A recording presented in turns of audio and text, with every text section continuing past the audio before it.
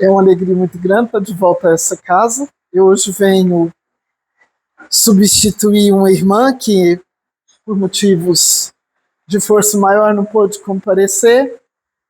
E, uma vez mais, nós agradecemos a Deus, agradecemos a Jesus a oportunidade e pedimos aos mentores desta casa, aos meus protetores, o amparo de que temos necessidade para todos nós, para que nós possamos, então, tirar bom proveito das lições da noite. E hoje o nosso estudo é sobre a família, pais e filhos no lar.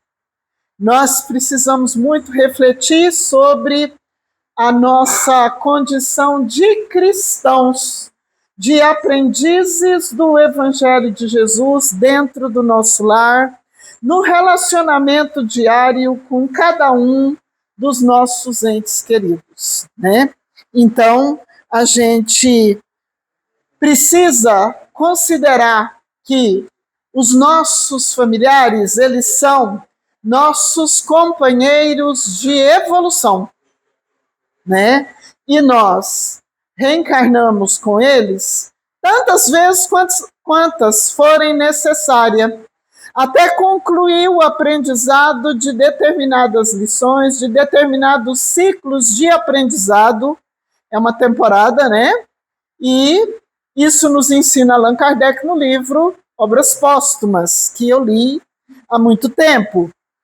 Então, nós precisamos pensar qual deve ser a nossa conduta dentro da nossa casa para que nós possamos fazer jus à bênção que o Pai nos concede de reencarnarmos no seio familiar.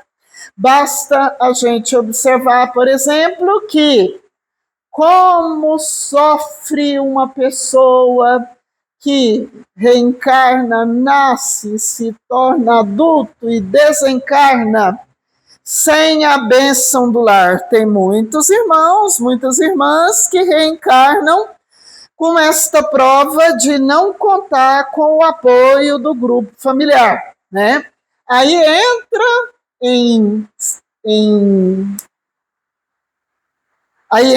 reflexão um pensamento, uma reflexão antiga, né?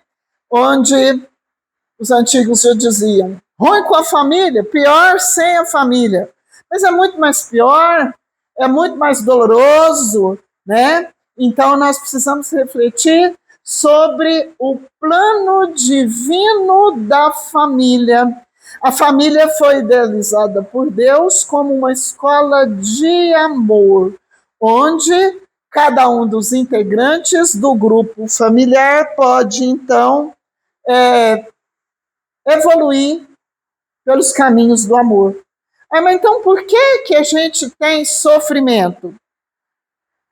Seriam vários os motivos. Vamos citar dois.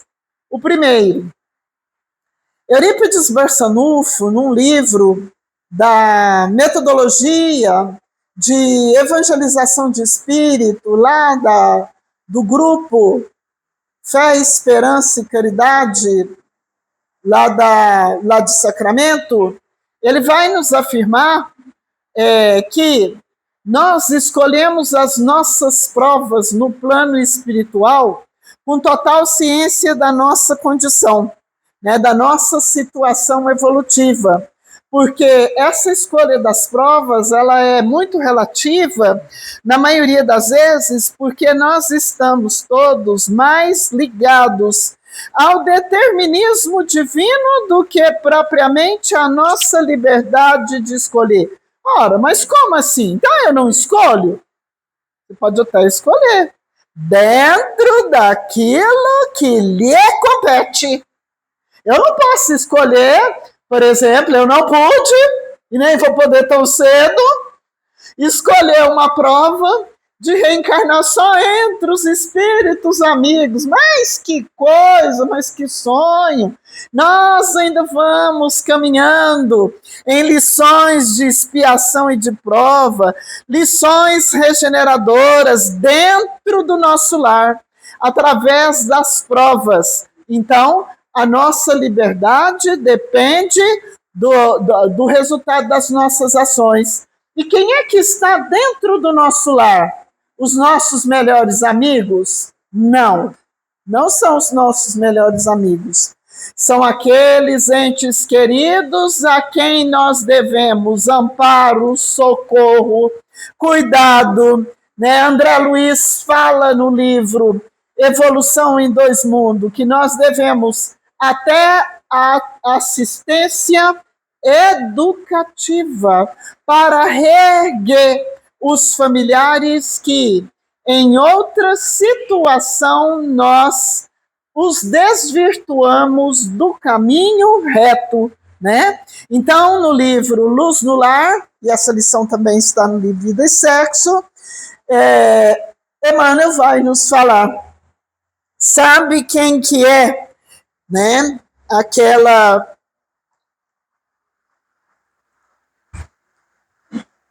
Sabe quem é aquela filha problemática, com problemas emocionais, psicológicos, espirituais, que você tem lá dentro da sua casa? Ou então o filho, ou o marido, ou a esposa? Sabe por que está nessa situação dentro da nossa casa? É porque em outras vidas nós prejudicamos a vida deles. Nós roubamos a cota de felicidade que lhes cabia. Nós fizemos a eles promessas que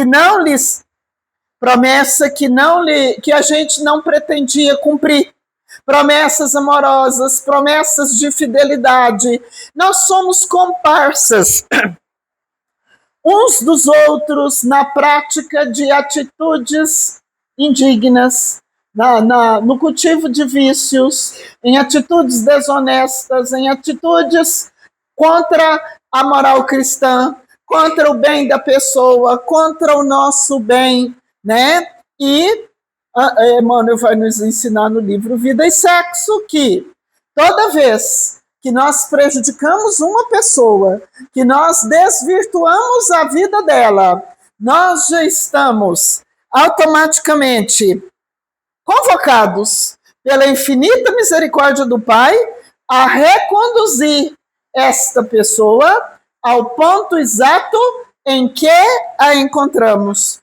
Pode demorar uma existência, pode demorar duas, né? O compromisso é nosso. Então, lá estão os nossos familiares dentro da nossa casa, né? E tenhamos a certeza de que estamos dentro da melhor família que nos foi possível conseguir no plano espiritual. Então, quando a gente lê, por exemplo, a obra de André Luiz, quando a gente lê as histórias do Irmão X e muitas outras, os romances de Emmanuel também, né? Então, o que acontece?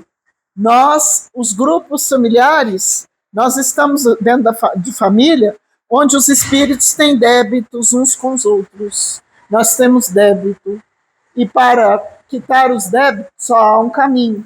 O caminho do amor, o caminho do perdão, o caminho do respeito, o caminho da renúncia, porque cumprir a lei de Deus não é fácil, porque senão todos cumpririam, né? Todos dariam conta, e nós ainda estamos caminhando a passos muito lentos, na direção do caminho espiritual que nos aguarda. Mas que caminho é esse? Nós somos criados para sermos bons, para sermos felizes, para sermos perfeitos. As lutas, as provas que nós enfrentamos, nós precisamos ter certeza, elas são todas passageiras, elas são todas temporárias, elas duram exatamente o tempo necessário para que nós efetuemos a nossa renovação moral e o tempo de nós ajudarmos contribuirmos com a renovação moral de cada familiar. Então, no capítulo 4, do Evangelho segundo o Espiritismo, Allan Kardec vai dizer lá, por exemplo, que a reencarnação fortalece os laços de família, ao passo que a doutrina que não acredita na reencarnação, que afirma que nós vivemos uma única existência, essa não considera a eternidade dos laços de família. Mas então vamos compreender, meus irmãos, um pouco mais essa questão aqui. Porque quando a tradição religiosa, por exemplo, nos afirma que não existe reencarnação. Ora, então isso significa que depois desta vida, nós não vamos mais rever nossos entes queridos, os filhos não encontram os pais e nem as mães, aqueles que se amam não vão reencarnar de novo, né? Um amigo não encontra outro na vida espiritual, um amigo não reencarna para ajudar o outro, né? Porque estamos todos regidos pela lei de amor, de justiça e de caridade. E na vivência dessa lei, conforme nos ensina Allan Kardec, no capítulo que fala da lei de sociedade, quando Allan Kardec vai questionar os espíritos superiores sobre os laços de família. Eu peguei essa pergunta aqui, eu não sei todas não. Gosto de conferir para mim falar errado. Questão 774 do livro dos Espíritos, né, que vai falar então sobre a questão dos laços de família. Mas por que é que nós reencarnamos em família? Por que cada um não vive por um lado? Por que tem esse negócio de família? Para que nós possamos aprender a colocar em prática o amai-vos uns aos outros, que Jesus nos ensina, e é em virtude dessa necessidade de aprender a colocar em prática o amai-vos uns aos outros, que Jesus nos ensina, é que nós reencarnamos várias vezes na mesma família. Agora eu volto lá no Evangelho. Como se formam as famílias? Dentro da nossa casa não estão todos os membros da nossa família, né? A maioria, alguns estão desencarnados e outros encarnados. Nem o fato de estarem alguns encarnados, outros desencarnados, vai então diminuir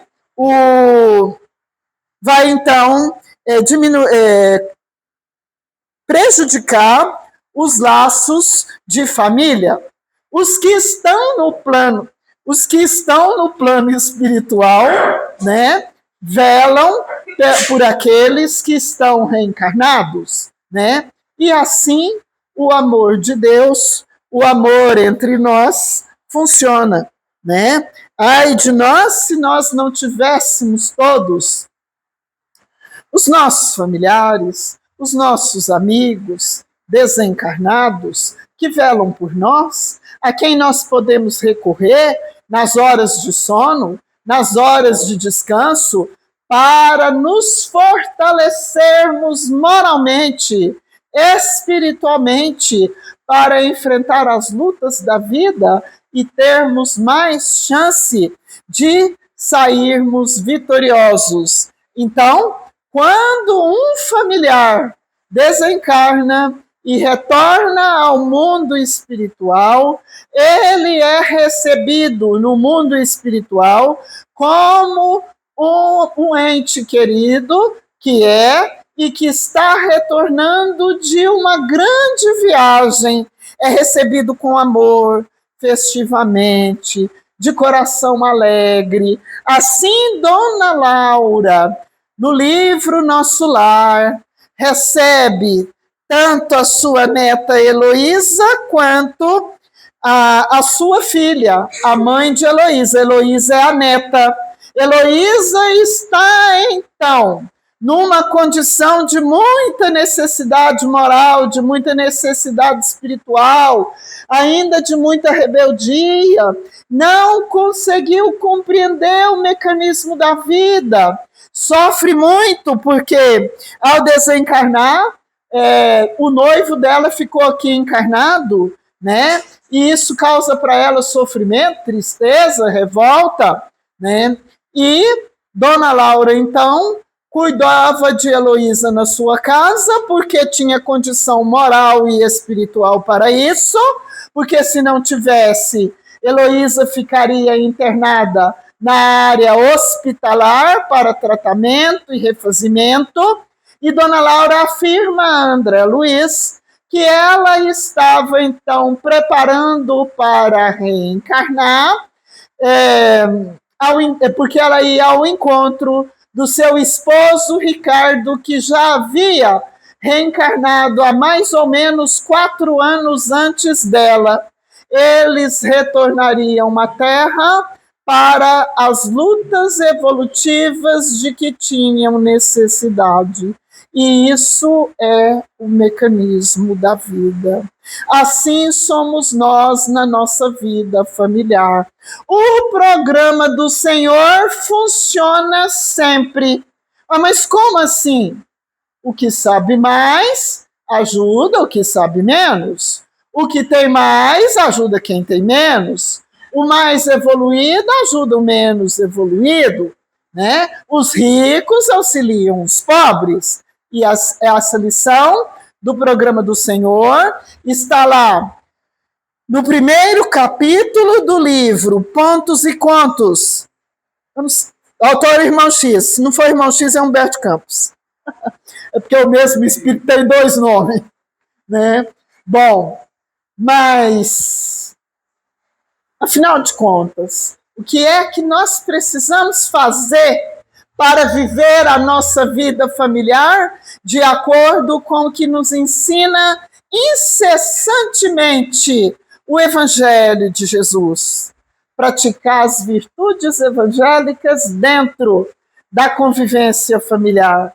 Os pais educam os filhos com amor, com respeito, dando exemplo de dignidade moral, de dignidade cristã, né? Onde o filho, em qualquer situação, ele pode dizer, naquela hora minha de dificuldade, eu me lembrei do auxílio do meu pai, da postura equilibrada, honesta, honrada do meu pai e da minha mãe.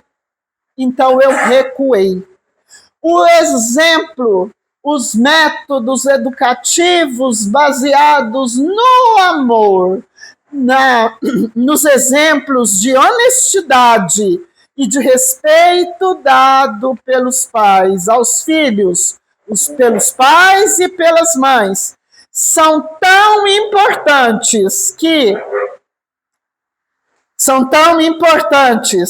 que ultrapassam de uma encarnação para outra, permanecem latentes na vida do espírito, né? Um exemplo educativo acompanha o espírito para sempre, conforme nos ensina Dora Encontre no livro A Educação Segundo o Espiritismo, um livro maravilhoso que toda pessoa humana precisa ler.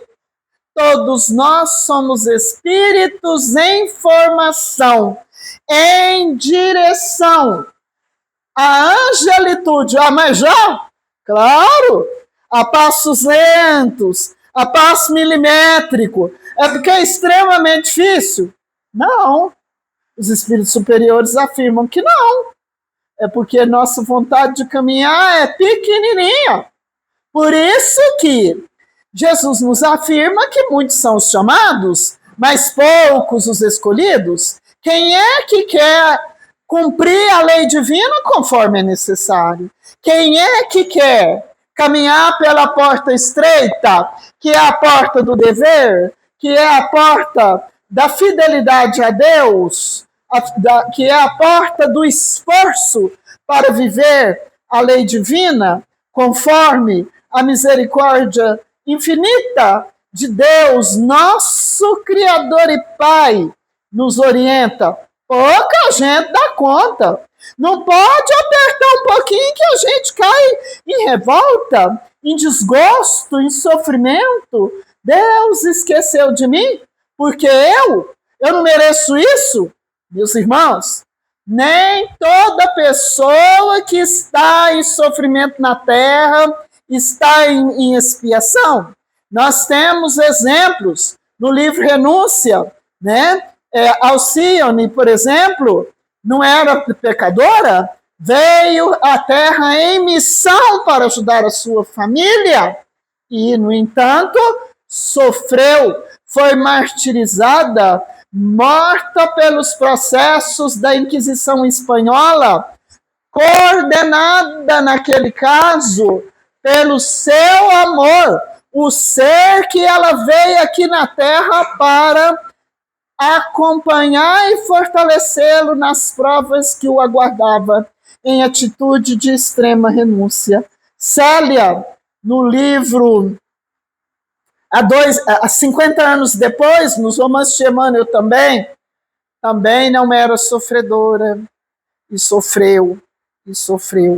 E hoje esses exemplos continuam acontecendo. Mas por que a gente não vê? Porque a gente não observa direito. Os exemplos estão perto de nós. A pessoa que tem mais um pouco de evolução, ela não fala tanto que eu falo, não. Ela fala simples, humilde, mansa. Ela não ofende ninguém. Ela é fiel à lei divina, lá dentro da sua conduta. Eu já tive muito mais vontade de falar, porque eu vou falar. Mas eu tenho um exemplo. Meu papai, que já está no plano espiritual, era uma pessoa humilde. Nunca falou da altura que eu estou falando, né? Nunca gritou. Acho que não teve ninguém que conheceu meu pai que pode falar que não gostava dele porque ele ofendeu a pessoa. Não tem. Meu pai agora está trabalhando com os mensageiros espirituais, já é um benfeitor, porque 26 anos que desencarnou já é um benfeitor. Tanto que estudou. Aqui já tinha conduta diferenciada. A gente não vê. Né? Meu pai acertou as contas dele. Fui avisada que eu tenho que melhorar bastante, senão eu vou voltar aqui com outro pai. Estou perdido, viu? Meu pai não vai voltar aqui tão cedo.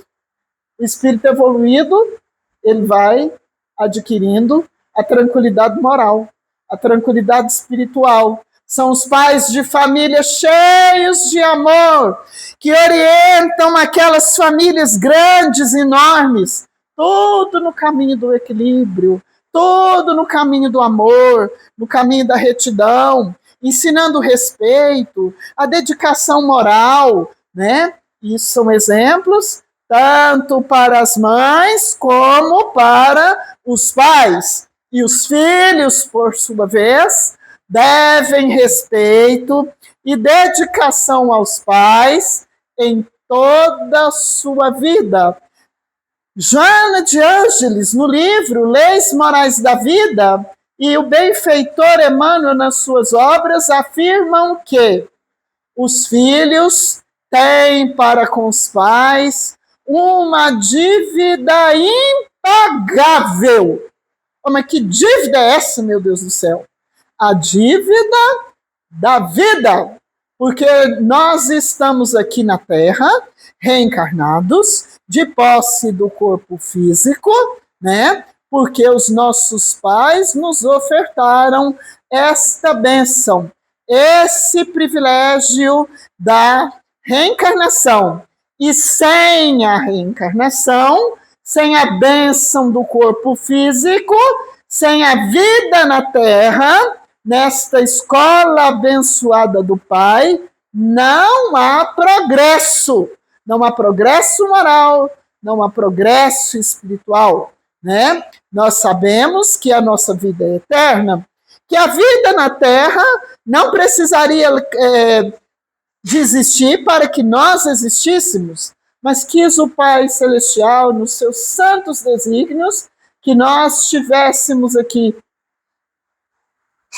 vamos dizer assim, a temporada de estudos na escola da Terra, para aprender os valores morais, através de experiências próprias, mais grosseiras, que só a escola da Terra pode nos oferecer. E porque Os pais nos ofertaram, então, a bênção do corpo físico. Isso representa para cada um de nós, os espíritos reencarnados na Terra, um valor imenso. Por isso nós temos essa dívida impagável com os nossos pais. Dívidas de amor, de cuidado, de piedade filial. Mas o que é a piedade filial? De que nos fala o Evangelho segundo o Espiritismo?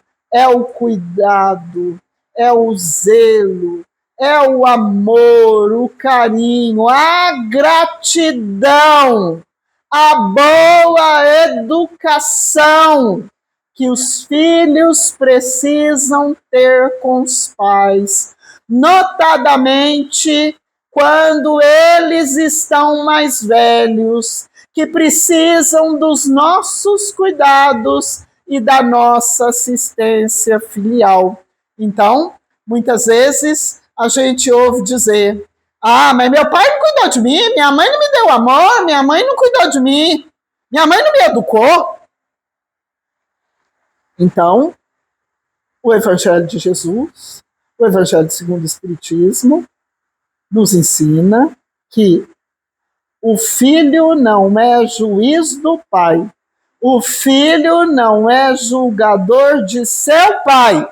Se o pai não cumpriu com o seu dever paternal, ou a mãe com a sua tarefa da maternidade, o problema, eu vou falar aqui claramente, eu peço perdão pelas minhas palavras, o problema é de cada pai e de cada mãe.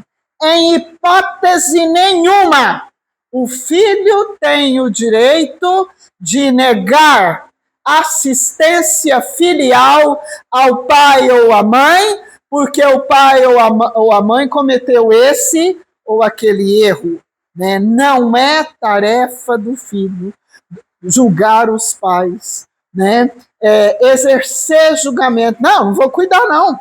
Né? Eu conheço gente, dolorosamente, que eu encontrei momentaneamente, que o pai e a mãe já morreram e eles sofrem porque não conseguem perdoar. Né? A dor existe, isso acontece, mas acima de tudo, as lições do Evangelho de Jesus, a lição do perdão, a lição da indulgência.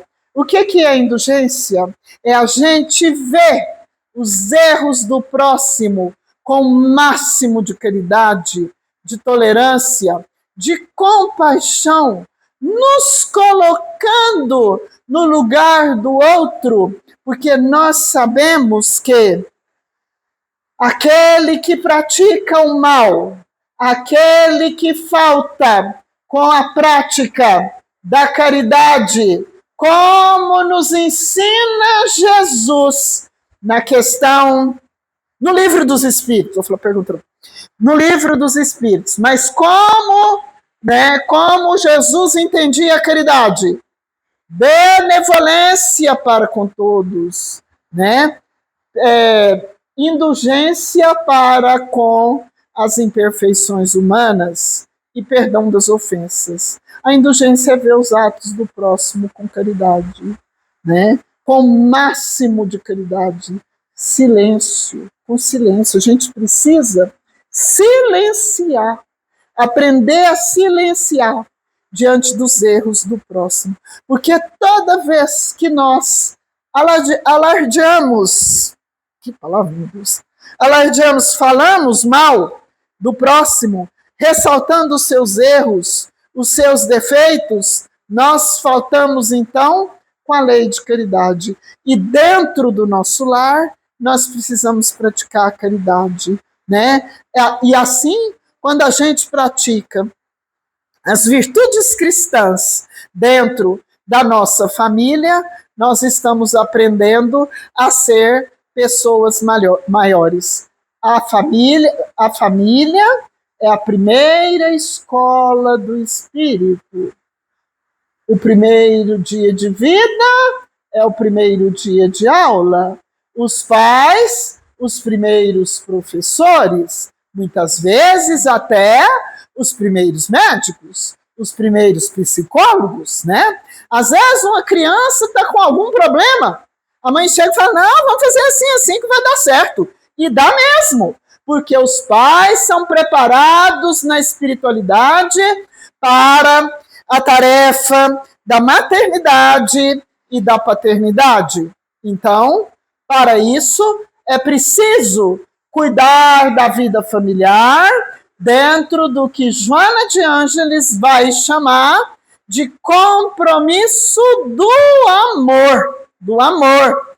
Falar com os filhos sempre que puder, da lei divina, da moral de Jesus, né? Falar com os filhos sobre a necessidade de perdoar, sobre a necessidade de boa convivência dentro do lar, né? Sobre a necessidade que a gente tem de um cuidar do outro dentro do lar, dentro da família. A criança de pequenina idade começa a compreender e a adquirir esses valores morais, esses valores cristãos, né? Quando os pais e as mães começam a falar com ela desde pequena. Quero perguntar às nossas irmãs, que hoje é a mesma coisa, até às 8? É? Então tá bom, tá certo.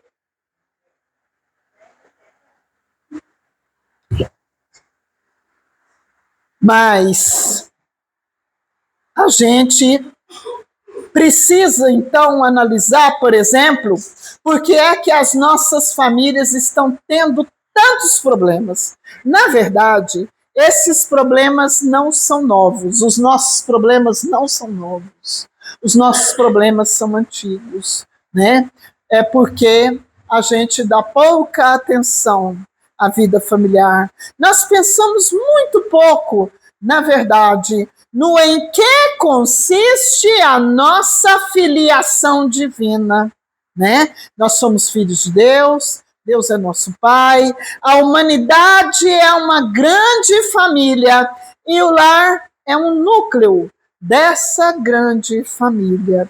Então a gente precisa mostrar isso para os filhos, dizer à criança de pequena idade, né, que olha, o papai e a mamãe aceitou vocês na época quando a gente estava lá no plano espiritual. Nós precisávamos reencarnar juntos. Então, eu e a sua mamãe aceitamos o compromisso de cuidar de vocês aqui na Terra. Então, é por isso, a criança aprende isso. Tem que ensinar, não tem? Ensinou, né?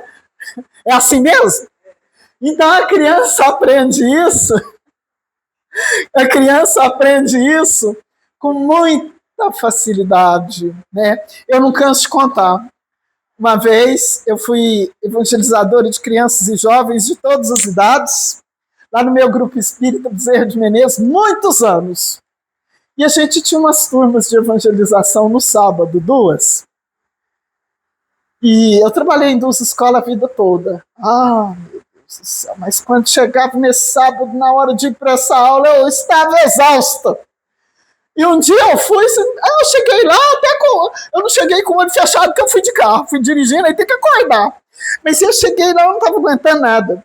E nessas turmas nossas tinha uma menininha que era parente dos meninos, dos alunos nossos da evangelização, que vinha de outra cidade, e quando ela vinha, ela ia à aula com eles. E perguntando a aula, era minha, eu falei, mas escuta, eu gostaria que vocês falassem para mim, contassem para mim, o que vocês têm aprendido aqui na aula? De qual aula que vocês gostaram? Ai, tia, eu gostei daquela parte que a senhora falou para nós, que os nossos pais aceitaram a gente no plano espiritual. Vou contar para vocês, eu fiquei tão feliz quando ela falou isso. Uma menina que nem vinha, eu falando que eu lembro do rostinho dela direitinho. Agora deve estar adulta já. Eu descansei. A criança aprende. A criança pode estar pequenininha, ainda nem começou a falar. É tempo do pai e a mãe começar a ensinar as coisas corretamente. Falar de moral, que não pode teimar com a mamãe. que não pode chorar nos lugares, que não pode gritar nos lugares, não é? Quem quer filho educado tem que educar. Elogiar a criança, reconhecer as qualidades dela, mostrar os deveres, né? A criança precisa aprender a cuidar do lar, aprender a manter a casa limpa, né? Não é a mãe que vai ser uma escrava, porque quando a mãe se faz escrava da família, ela está educando? Não, não está não. É preciso educar, é preciso dividir as tarefas, né? E é preciso que essas tarefas sejam divididas com amor. Quando tem uma pessoa doente, um familiar doente em casa, é preciso que a criança seja convidada a participar dos cuidados. Levar uma água, levar o remédio. Ah, mas se deixar o remédio cair, ele vai levando, a mãe fica olhando. O que foi? O que deu? O que fez? Como é que foi? Né? Ajudar, né? Então, é de criança. Quem quer colher tem que plantar. E plantar e cuidar, porque senão a plantinha não germina, né? Tem que cuidar. Precisa elogiar, porque se não for assim, a planta não cresce, né? A planta não vinga. Assim é a vida. Tem uma passagem no Evangelho segundo o Espiritismo, agora não dou conta de falar qual capítulo, que fala o seguinte, que para educar os filhos, não é preciso ter muito estudo, não é preciso ter muita sabedoria, é preciso poucos conhecimentos para que o pai e a mãe sejam bem-sucedidos no ato de educar os filhos, né? Que começa, na verdade, antes do nascimento, quando o pai e a mãe, no aconchego do lar, conversam com a criança na barriga da mãe antes da criança nascer. Começa por aí, né? Para acalmar a criança. A criança, quando nasce, já ouve a voz do pai, já conhece. Ouve a voz da mãe, já conhece, não é? Para isso, é preciso plantar. É preciso plantar, né? É preciso ajudar, valorizar todos os acontecimentos. Vamos falar dos filhos aqui um pouco, né? Porque nós estamos tendo problema. Os filhos ficam adultos e dizem que não precisa mais dos pais. Mas, afinal de contas, essa educação, ela começa, então, antes do nascimento e termina quando? Termina quando? Olha, ninguém dá conta de responder, não? Termina quando? Nunca! Né? Então, mas por que não termina nunca? Porque um filho nunca está tão adulto, tão preparado, que não precise ouvir o conselho de sua mãe, o conselho de seu pai, né?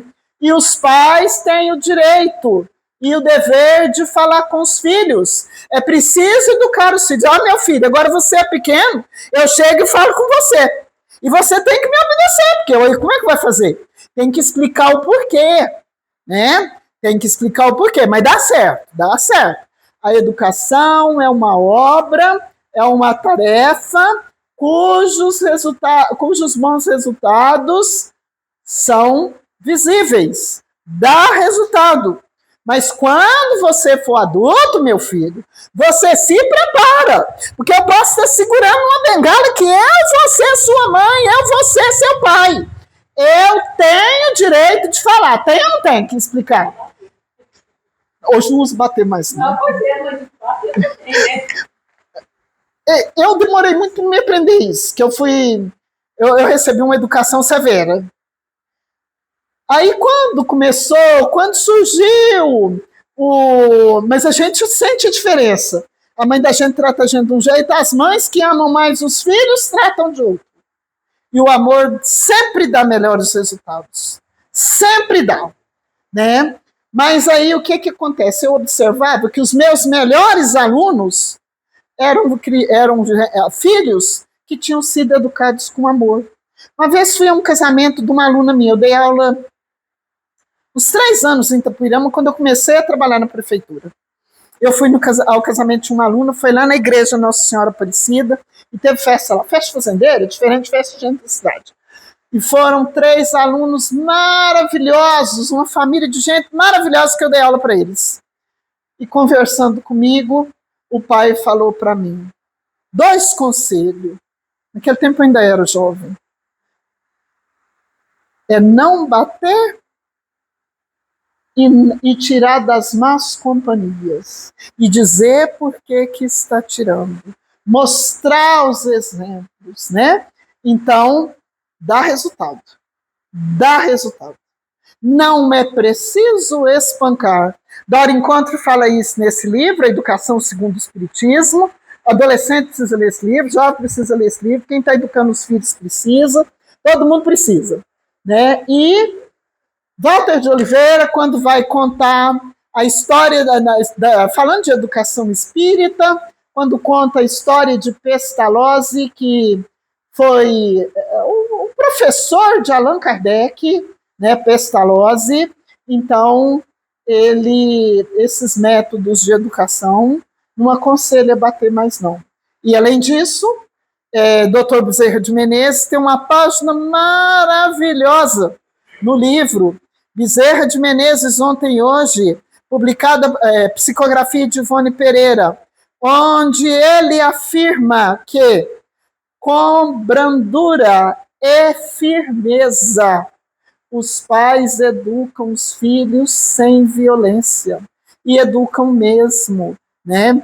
Eu ainda me considero de casa nova, vai fazer 5 anos que eu moro aqui no Roosevelt. Onde eu morava, eu morei 20 anos no Planalto, lá na Avenida Ibaúba, e eu tinha uns vizinhos que moravam de frente ao meu apartamento, e ela ajudava a cuidar as filhas, a olhar os netos para as filhas trabalhar. Tinha hora que essa casa ficava cheia de criança.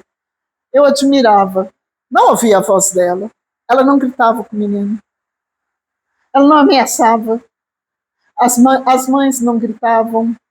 Um dia eles foram fazer um serviço para mim quando eu mudei para cá. Ninguém fala com o menino, não. É porque falou em casa. Não precisa gritar. Dá resultado, sim. Dá resultado. É assim que constrói, então, os laços duradouros, os laços de amor, os laços de boa convivência. Mas tem um problema. Para construir uma família desse jeito, exige tempo, né? Eu tenho uma conhecida que é expositora espírita, ela cuidou de neto para ajudar os filhos, para os filhos poderem trabalhar. Diz que no domingo ou no feriado, o menino ligava para ela, o neto. Vó, tô com uma saudade da senhora, vó. Ah, meu filho, hoje você não tá com saudade de mim, não. Hoje não é dia de você vir aqui. Hoje é dia de você ficar em casa, sua mãe com seu pai. E é mesmo, porque o pai e a mãe trabalham todo dia. Quando chega, cada um já está morto, acabado. E o menino, com tudo, né? O menino com tudo. Ah, mas que dia que vai tomar a leitura do menino? Que dia que vai ajudar na matemática? Que dia que vai olhar o caderno do menino? Que isso é trabalho de cada pai e de cada mãe. É quando está olhando o caderno do menino, é quando está estudando com o menino para a prova, e se manter as coisas, a situação equilibrada, dá para estudar todo dia, nem que for 10 minutos para a prova que o menino vai ter no outro dia, né? Por isso que existe doutor, porque os pais e as mães dos doutores estudam com eles, ó, desde o maternal, desde antes de entrar na escola, né? É preciso tirar tempo, é preciso conviver com a família. As relações de respeito, de dignidade familiar, precisam ser construídas no dia a dia, em todos os dias da vida da pessoa, cultivar os valores familiares, né?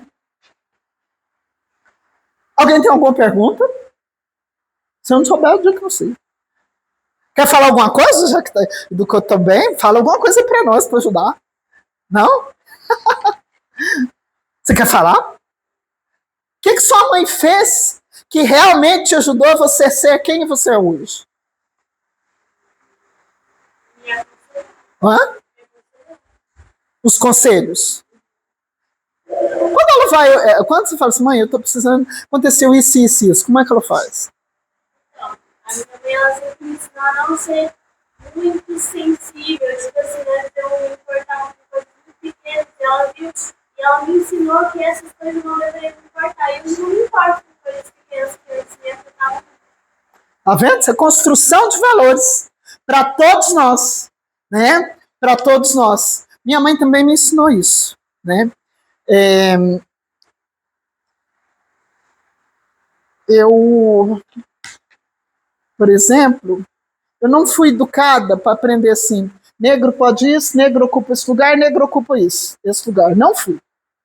Né? Eu fui educado que eu tinha que estudar, que eu tinha que trabalhar, senão não ia dar conta. E graças a Deus que eu estudei, que eu não dou conta de limpar nem minha casa. O serviço não sai. Né? Mas minha mãe dizia assim, se alguém tiver preconceito, o preconceito está lá, ele não está aqui. Daqui é que ele não pode sair. E essas coisas ficam na cabeça da gente. As questões de moral, de respeito, de valorização do ser humano, valorização da humanidade, sai de onde? Dentro do lar. De onde que saem todos esses governantes de toda a sociedade, né? De dentro do lar. Então a gente precisa pensar. Tanto problema, tanto desrespeito à vida. De onde está saindo isso, meu Deus? De dentro do lar. A família está precisando educar mais, trabalhar mais os valores morais, os valores espirituais, trabalhar mais sobre a paz que deve existir primeiro dentro de cada um, para que a gente possa dividir com a humanidade, né? Filho senta na mesa, hoje não tem quase família, né? Filho senta na mesa, só no celular. Hoje ninguém conversa. Ninguém conversa. Eu fiz uma reuniãozinha lá em casa assim. Começa. 2 amigos. Sim. Eu também da mesma idade. Gente, ninguém pegou no celular. Eles conversou quem pegou no celular, pegou. A hora que a filha da minha amiga ligou, falou: mãe, eu posso ir pegar a senhora? Ninguém pegou no celular. Aí a hora que ela saiu. Tem que ter a hora marcada. Agora todo mundo vai guardar o celular para a gente conversar. Na hora do almoço, na hora do jantar, não é hora disso. Sentou na mesa, pode desligar porque não é hora. Se colocar hábito, aprende. Aí ela saiu. Tem valores.